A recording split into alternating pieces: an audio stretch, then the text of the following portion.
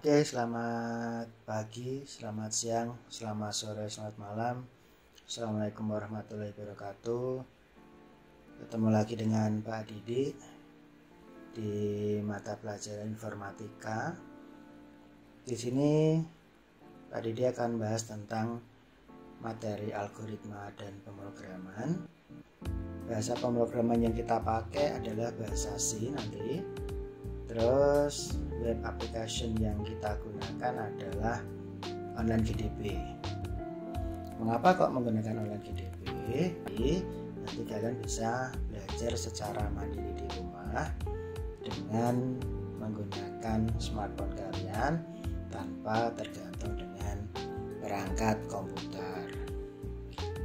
Langsung saja untuk materi yang harus Anda ketahui, yaitu tentang tipe data, di mana tanpa dijelaskan ada beberapa jenis data yang harus kalian tahu di kelas 10 ini, di mana ada jenis data bilangan bulat, ada bilangan desimal, ada karakter sama kata, di mana masing-masing jenis bilangan memiliki tipe data, penulisan tipe data dalam program, dan spesifikasi tipe datanya. Yang pertama adalah bilangan bulat terlebih dahulu. Contoh datanya adalah 1, 2, 3, 4, 5 dan seterusnya. Terus untuk tipe datanya adalah integer. Penulisan tipe data dalam programnya nanti adalah int atau long. Untuk penulisan spesifikasi tipe data, untuk int itu adalah %d, untuk long itu adalah %l.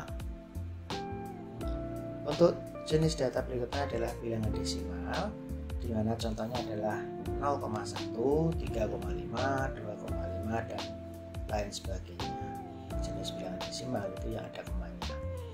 Tipe datanya adalah float, sedangkan penulisan tipe data dalam programnya adalah float, kalau enggak double. Untuk penulisan spesifikasi tipe datanya, untuk float itu adalah %f, sedangkan double itu adalah %lf. Karakter itu contohnya adalah A, B, C, D, add, pagar dan lain sebagainya. Tipe datanya adalah karakter, penulisan tipe data adalah program adalah char, penulisan spesifikasi tipe datanya adalah %c. Selanjutnya adalah jenis kata, itu ada gabungan dari karakter, di mana ada halo, hai, guys dan lain sebagainya. Termasuk tipe datanya adalah string, penulisan tipe data dalam programnya adalah string, penulisan spesifikasi data tipe datanya adalah %s. Sebelum kalian membuat program, yang perlu Anda lakukan adalah membuat diagram alir terlebih dahulu. Akan kita contohkan di sini adalah menghitung luas persegi panjang. Jadi saat kalian mau membuat program menghitung luas persegi panjang, sebelum kalian membuat diagram alir, Anda harus memahami objek yang akan kita buat atau kita program. Dimana kita menghitung luas persegi panjang, maka kita harus tahu persegi panjangnya itu seperti apa. Setelah itu kalian cari sisinya. Sisi yang panjang diwakili oleh P, sisi yang pendek diwakili oleh L. Untuk rumusnya itu adalah luas sama dengan P dikali L. Maka dapat diketahui ada 3 variabel di sini, di mana ada variabel P, variabel L, variabel luas. Sehingga diagram alirnya seperti pada gambar seperti ini. Oke, terminator itu untuk titik mulai dan titik selesai. Untuk jajar genjang ini adalah simbol dari input. Karena inputnya ini adalah nanti adalah P sama L, maka read P, read L atau read P, L.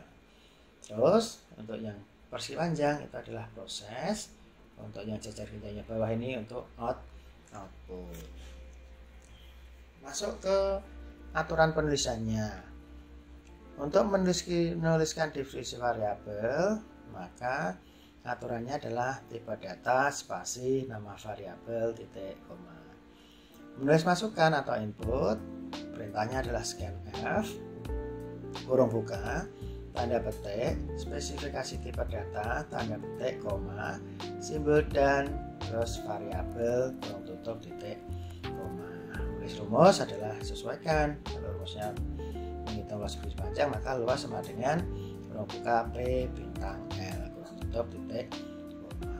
Semua diakhiri titik, koma.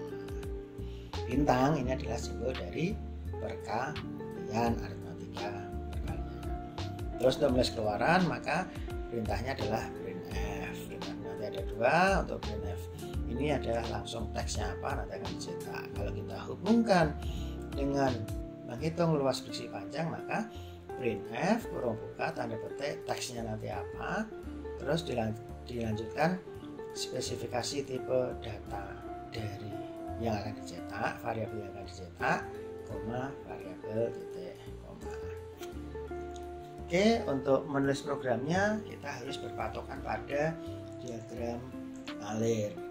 Yang pertama adalah deskripsi variabel, di mana ada 3 variabel, variabel P, variabel L, dan variabel luas. Untuk P nanti kita rencanakan pakai bilangan bulat, L bilangan bulat, luas bilangan desimal. Maka penulisan di deskripsi variabelnya itu adalah tipe data spasi nama variabel. Untuk P integer, maka spesifikasi tipe datanya adalah dituliskan adalah int, terus variabelnya adalah P, titik koma. Begitu juga yang L, int L, titik koma. Terus untuk luas kita buat yang desimal, maka di sini spesifikasi tipe datanya adalah float, terus variabelnya luas, titik koma. Selanjutnya adalah untuk menuliskan inputan, maka inputnya adalah seperti ini. Aturannya tadi apa? Seperti ini.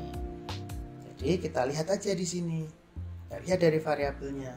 Oh, inputnya ada 2, P sama L, maka input pakai perintah scanf, kurung buka, spesifikasi tipe data ini apa, int ini adalah persen D, tanda petik, koma, simbol dan, terus variabelnya adalah yang kita masuk adalah P, maka dituliskan P, kurung tutup, titik, koma. Selanjutnya untuk yang L, maka perintahnya juga sama, scanf, kurung buka, int itu adalah spesifikasi tipe datanya adalah persen D, tanda petik, koma, dan L, kurung tutup, titik, koma. Kalau luas inputan tidak, karena luasnya adalah proses, maka masuk ke proses, maka penulisannya adalah luas sama dengan rumusnya ini, P bintang L, titik, koma. Setelah itu baru dicetak pakai perintah output. Perintahnya apa output? Printf. Printf kita hubungkan dengan ini. Printf teksnya apa? Spesifikasi tipe datanya dari ini apa? Habis itu variabelnya. Printf teksnya kita buat luasnya adalah, terus dilanjutkan dengan spesifikasi tipe data dari float. Yang ini kan dilihat ini, yaitu persen F, koma, terus variabelnya adalah luas. Ingat, jangan ditulis berbeda, tulis sama. Kalau L-nya besar juga di sini juga L-nya besar. Ini penulisannya seperti ini. Kalau kita aplikasikan pada program PDB online, maka kira-kira seperti ini. Di sini ada include stdio, ini jangan dihapus karena ini adalah header file. Apa itu header file? Header file itu adalah merupakan kumpulan program-program dasar, di mana stdio itu adalah standar input output. int main ini adalah titik awal pembacaan program. Nah, ini apa ini? Ini adalah judul atau titelnya. Maka supaya tidak mengganggu program, maka dikasih tanda double slash atau garis miring, terus judulnya garis miring. Ini tidak akan dibaca program, ini hanya untuk mengingat kita bahasanya program ini program apa. Seperti tadi, deskripsi variabel, input, proses, output. Setelah kita run, maka contohnya contohnya nanti di sini akan ada kursor klip-klip gitu ya. Kalian disuruh masukkan, di sini kita masukkan misalnya panjangnya 7, lebarnya 3, terus Anda enter, maka akan ketemu seperti ini 21,00. Apa ini ada koma, ini enggak, kita lihat dari definisi variabelnya. Kalau float karena ada koma. Coba kita bandingkan dengan sebelah kanan. Di saat kamu run, maka hasilnya seperti ini. Kalau ditanya lebih informatif mana, lebih informatif yang kanan, karena pengguna program akan lebih jelas disuruh ngapain. Nah, ini disuruh untuk masukkan panjang, disuruh masukkan lebar, luasnya seperti ini. Dengan apa caranya? Penambahan printf di sebelum inputan. Printf masukkan panjang, printf masukkan lebar. Seperti ini, nanti dicoba di rumah. Oke, masuk ke penilaian harian. Di bab algoritma dan pemrograman, nanti silahkan Anda buka, Anda tuliskan di alamat ini di Google kalian, di penambahan kalian, di mana https://s.2/s.id/ ulangan _ap_klsx. Nanti dibuka dulu sebelum kalian mengerjakan. Jadi nanti di situ disuruh ngapain Anda lihat dulu. Setelah itu baru Anda kerjakan. Oke, kita lanjutkan. Contoh perintah mencetak pada baris baru. Di sini dituliskan adalah printf hello world garis kebalik garis miring balik, ini namanya \n, terus printf hello didik. Maka nanti akan dicetak hello world terus di bawahnya hello didik. Jadi \n ini fungsinya untuk mencetak di bawah satu baris. Kalau di sini adalah backslash-nya hanya satu, \n-nya hanya satu. Tetapi kalau backslash-nya ada dua, ada dua seperti ini, maka dia akan yang baris kedua ini, perintah keduanya akan dicetak sebanyak 2 enter atau 2 baris dari baris pertama. Jadi nanti di sini terus di bawahnya. Itu sangat mudah. Terus ini adalah operator matematika, penjumlahan, pembagian, pengurangan. Nanti bisa dicoba di sendiri di rumah. Ini tadi sama input. Ini untuk pangkat itu pakai POW. Jadi ada include match-nya, ada tambahnya di sini. Contoh aja menghitung luas persegi, ada seperti ini. Apa namanya programnya, menghitung luas segitiga, program seperti ini, selesai ya. Jadi untuk materi algoritma dan pemrograman khususnya untuk pemrograman dengan bahasa asing sementara hanya ini dulu. Saya rasa cukup anak-anakku semua.